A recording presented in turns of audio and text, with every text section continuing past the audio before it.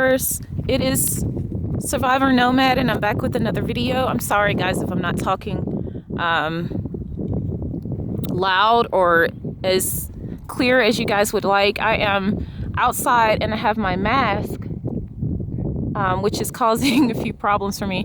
Plus, I'm watching out for wild animals. I just saw a few wild animals walking around here, so I'm trying to be careful and take precautions while filming a quick video for you guys. It is so beautiful out here. Look at the scenery. This is amazing. Anyway, I want to talk to you guys today about narcissists and how they will use you and they will blame you and then drop you. They will discard you without a second look back. But before they discard you, they're going to have to make it your fault. So it doesn't really matter how you break up with them. It doesn't really matter what happens in the relationship. It doesn't matter how much you do for these individuals.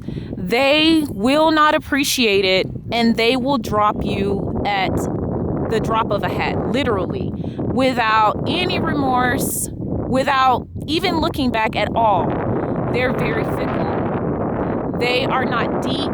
Their emotions are very shallow, if they have any at all for you. And it only takes them seeing something that they want, whether it be a woman, a man, a car. It can be anything.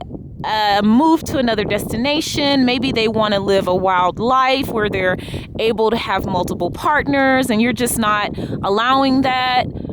Maybe you've made a lifestyle change that is just not consistent with what they think is fun. Guys, please, despite all of the energy, the love and compassion that you put in the relationship, they will drop you at the drop of a hat if they feel like something else is better on the horizon. This is a key indicator that you are dealing with the narcissist. There's no remorse about it, and oftentimes they will blame you. For instance, they will say things like, well, you weren't giving me the things I needed. Just as simple as that. And this could mean that you were not wanting to involve yourself in any number of things: orgies, extramarital affairs, premarital sex, you name it. Whatever it is that they want that you're not willing to, you're not willing to lose your morals on, then they will drop you at the drop of a hat. They will. They will consider that you have betrayed them in some way because you have stood your ground, you've presented your boundaries, and they will not care. They just won't care, I guess is the best way to put it. They will just move forward. And it leaves the victim feeling as though you've been dropped off a side of a cliff. You feel that you've been left maybe in the wilderness. There's a number of different ways to explain this feeling, but words fail you when you try to explain how it makes you feel when they do this to you, especially after you have put so much time, so much energy, so much caring, so much into the relationship. They do it, they don't look back, they could care less, they move on the next day as if you never existed. Some of them will even try to make you think they care. They will try to hoover you and come back when they realize the grass is not greener on the other side. I'm sure many of you guys have experienced where your narcissist has discarded you, they've left you, and then out of nowhere they show back up.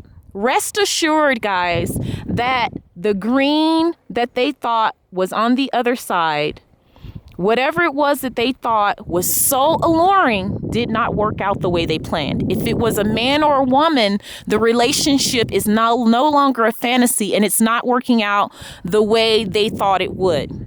Some of them use you for a time period.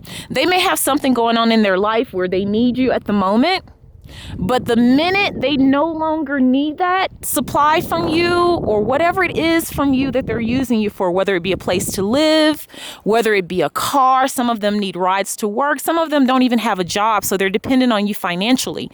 But the minute they no longer need you for that, they will drop you. They will discard you, and it's heartlessly done. Because, like I said before, they blame you. They don't just walk out and say, hey, you know what? I'm tired of using you. You're no longer good to me for what I'm wanting. I don't see a future in being able to use you, so I'm going to leave now. No, what they do is they blame you. Some kind of way you didn't give them what they needed. Some kind of way you wouldn't succumb to all of their bullying and manipulation. And they just did not see you as somebody that was malleable enough to continue manipulating. Now, some of you guys may be saddened by this. And I know it is something to be very sad about, but you should also be very happy in the sense that this is a good thing. This means they know that they can no longer manipulate you. They have figured out that they can no longer manipulate you. And that is why they left.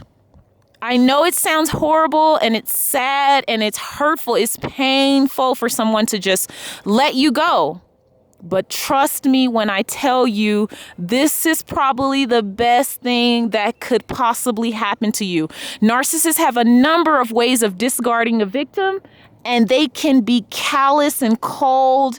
They can do the most awful things. I've heard stories of narcissists drugging their victims. I've heard stories of them trying to kill their victims, of beating their victims, of doing so many other things. And not that I am minimizing emotional pain, but you could very well be physically in danger from these individuals when they don't get their way, or if they fly into some kind of jealous rage that could put you in danger. Them discarding you and just walking away and giving you your freedom and your life and your ability to focus without all of the triangulation. They love to triangulate you with their exes and their ex-baby mamas and their ex-wives. And it's always some sort of drama going on with them because they need the excitement of these problems in order to feel alive. Whereas for you, it drains your energy. It completely upturns what you're focused on. You can't focus on your goals. Some of you may even start to experience anxiety, depression, crying spells, physiological symptoms where you're going to your doctor and you're saying, I'm having all of these aches and pains and I'm having chronic headaches. What's going on with me? And the doctor's saying, there's nothing wrong. There's nothing we can find wrong with you. And you don't know that the constant barrages from the narcissist, the constant pressure that you're getting to do things you don't want to do, the emotional and psychological abuse that you're getting from this person is what's causing all of these physiological symptoms that your doctor cannot find a reason for. He cannot find a physiological reason for why you are ill. Fibromyalgia, chronic headaches, depression, anxiety. Some of you guys have post-traumatic stress disorder. All kinds of things are happening to you as a result of narcissistic abuse. So that is why I'm saying to you, as horrible as it may feel, this narcissist has done you a favor. You have your life clear. Now you can walk into your dream, into your visions, and you can have a clearer path. You can do things that are productive. Even your children are healthier and happier because there's not that constant negativity in the house, the constant fighting in the house, the constant disruptions, the constant control from them, the constant risk taking. They're always willing to put themselves and the family, you, at risk because they want to do something fun, and it becomes stressful and it becomes overbearing to someone who is not thinking about the short-term excitement of things, but really thinks about the long-term consequences. So that is what I wanted to talk to you guys about today and kind of give you an overview. Please like, subscribe, share with your friends and family, and I will see you guys on the next video. Bye.